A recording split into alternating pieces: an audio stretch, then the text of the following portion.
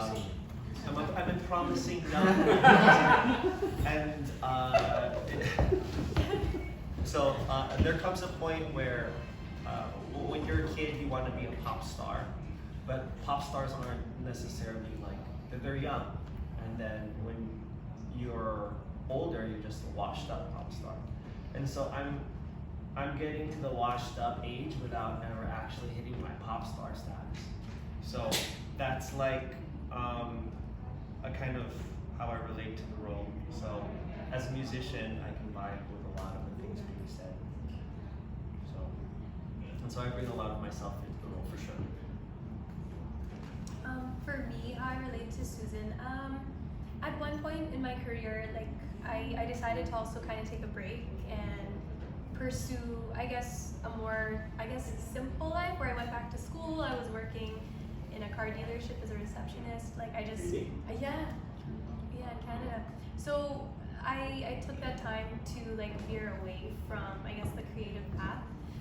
And that's really like what Susan is wanting. I mean, she teaches dance, she's a dancer herself, and she has these big dreams, but at the same time, she comes to a point where she realizes that, I want a family, I'm okay living away from the city and, taking a more simple way of living.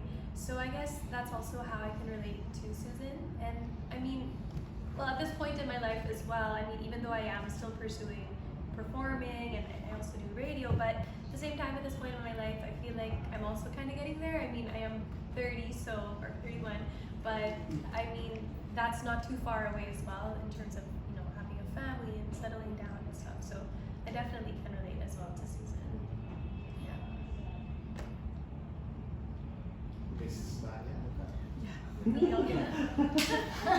I relate so much to Susan. Before I've said this countless times. I can't even remember how many times I've said it, but I relate to Susan so much more now compared to to 2016. I thought her character, not doing it, I love doing that role. I love the music, everything about it, but like her personality, I found it so boring. So boring. I do not want to live in NYC. It's where the art life is, everything. And now, after going through the pandemic, Susan wants peace and quiet. That's exactly what I want. And I actually Sorry. quite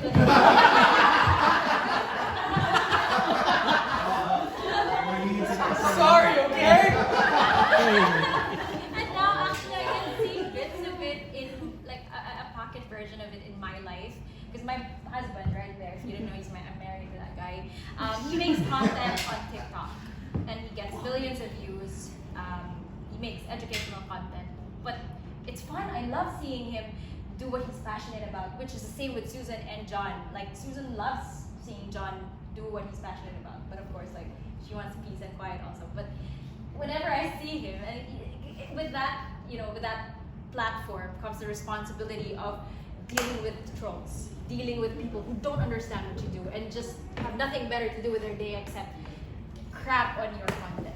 And I'm like, why do you deal with this? Why do you deal with this? And he loves it. And I think that's a lesson for me. Every single day I watch him make his content. I'm like, I want peace and quiet, but I'm also finding the balance of being able to do what I'm passionate about. Because I started content creation too, but I just can't deal with it the same way again. So I was like, whatever, you do it. You be on TikTok if you want. I'll just crochet.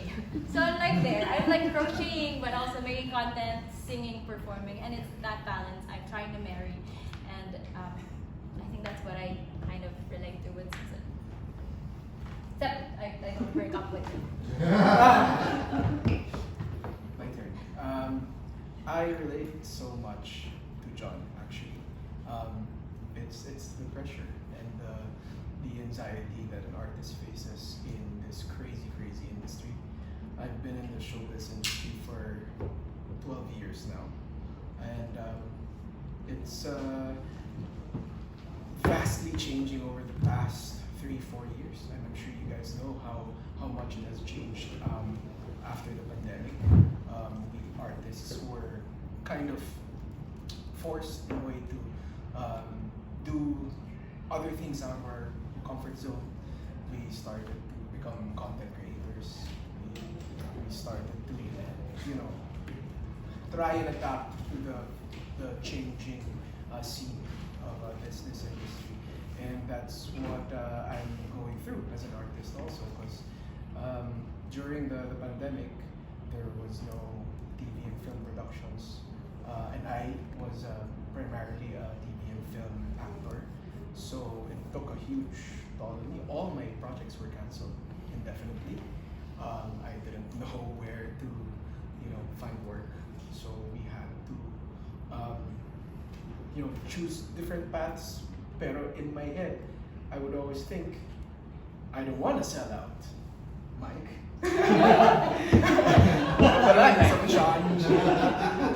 So it's always been a battle for me, and especially this year, because this year I'm very thankful.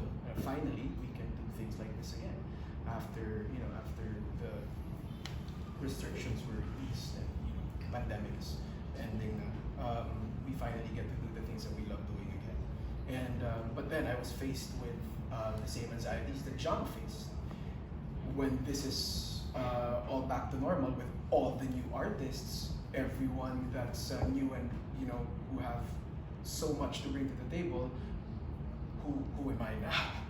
I've been here 12 years. What else could I bring to the table? People have been seeing me in all these projects. So what can I offer pa? Like, what can I do more to even make my career even longer and get work?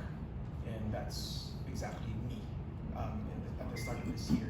But I'm thankful that I'm able to play John in Tick Tick Boom, because this is me actually embracing my passion again, because I really wanted to grab hold of that passion again. Pero yung character is an anxious person. So, but yeah, that's how I really do. It's so funny because I think the pandemic is what taught me how the hell to do this. I can relate to each and every character. It's very rare that you get to do a show as an actor and you can relate to each and every single one. I relate to John's optimism, Susan's realism, and Michael's pragmatism. So I can see that these three people do represent. I know it's a story of John, but the funny thing is each and every one of them are very important because it's the story of the three of them. Really, it's the story of chasing your dreams and giving up so many things in return just to be able to reach that dream. And then you also have people who are willing to give up on their dreams because they need to survive. And then there are people who are just like, I'm done. I want a quiet life in the countryside. I want to live in Siargao or something. You really do have people like that. And it's a reality. It's funny. This was written. It was supposed to be set in 1990, but it's still relevant today. The technology is different, but the story is still a very human story of how far are you willing to go to stretch yourself out to try and reach for something that it might be an impossible dream. The guy who wrote this died the day before his show actually opened. That's the sad reality of being an artist. Sometimes you do kind of literally die for your art. How much of that are you willing to take? It's that's the anxiety of the whole show. So if it's anxiety, I can relate to it. Yeah. Well, I think the thing that I can relate to my character is the struggles of being an artist, because it's really hard. Like for me, I have lots of responsibilities for my family, and this is my passion, and it's really hard for me to stay in this industry. And one point in my life, I really tried looking for a corporate job, and so I think those layers that I can really put it in the table, that experience, that point in my life, into my role, because I'm just happy right now that I'm still here doing what I love to do, and securing and giving security to my family as well.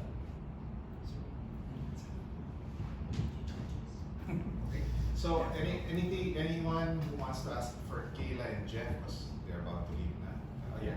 I'll ask Jeff this question. So, you're gonna be doing the same role way back when you did it in 2016 and now. So what makes it different? And then what's your approach into this role coming into this production? Like we know for a fact that 2016 from now is quite different. So how do you plan to approach this role this time around? The big difference between this production and last production is that our production family is bigger.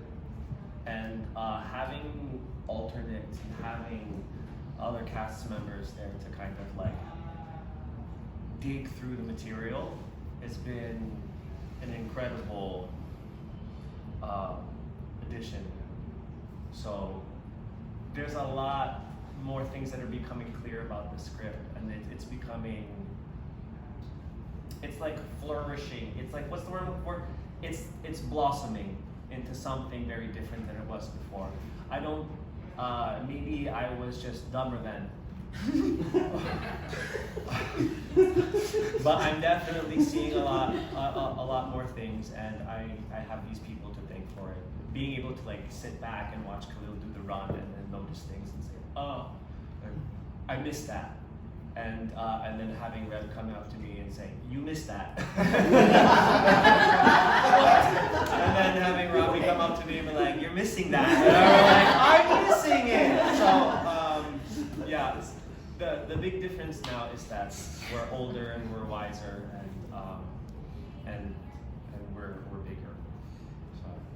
And sorry, just a follow up. So what's your tick tick boom moment for you? It's up to you on how you interpret that question. My tick tick boom moment. I was last year. I was hiding away during the pandemic. There was no work, and I decided that I was not going to perform anymore. I said, I'm in the States now. This is my life now. I gotta figure it out now. And then I just decided to like spend every dollar I had to come back to the Philippines. I bought a ticket from Maryland to the Philippines, leaving like the next week. It wasn't a planned thing. It was like, I'm leaving. I've decided to do this. And that was my, I make a vow right here and now moment. So I guess that was my And for Jericho, so my question is, so you mentioned they're gonna shuffle, right, the cast in terms of production. So we're able to determine how many permutations or combinations 8. you have. We have 8 combinations. We have 12 shows. 11 at the moment. 11 at the moment. So 3 of those combinations will Repeat. repeat. So I was invited to a birthday party on the second Saturday of our opening. And I said, I will follow after the show. And they go, opening show mo, just don't na watch. Sabi ko, the first 8 shows are opening nights. Because it'll be the first time they'll be playing. And for some combinations, that'll be the first and last. Unless we have 16 shows. We haven't counted Jeff, Rev, and Ian. Oh yeah. The combination. Susan. And Khalil Ramos. Okay, so let's leave pababa. Yeah. Bye guys.